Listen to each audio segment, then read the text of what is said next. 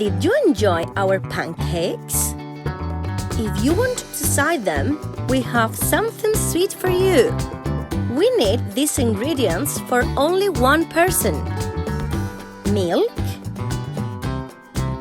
strawberries, natural yogurt, a spoon of sugar, and cream. Now, we have everything ready and we can start our recipe. We have to wash the strawberries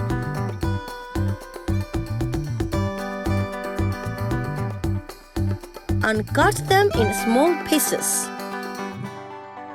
For cutting all the strawberries, we need the knife. Can you repeat it, please? Knife. Very good. Knife. Then, sprinkle the sugar over the strawberries. Now, put all the ingredients in the beater.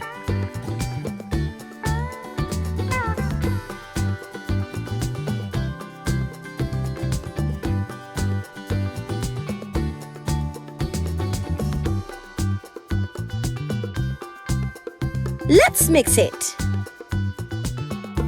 And it is ready to be served. Let's try our recipe and show us how delicious is yours. Enjoy!